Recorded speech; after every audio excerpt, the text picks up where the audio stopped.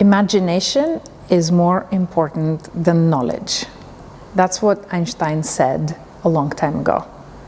For imagination to happen, we need to understand where the problems are and what kind of future we envision.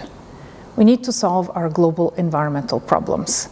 We need imagination and we need innovation in addressing global environmental problems. One example is with plastics.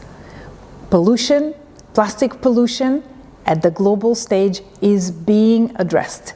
And it was two small states, Rwanda and Peru, that took the leadership in imagining how to address plastic and how to do so sustainably for the long term with all countries involved.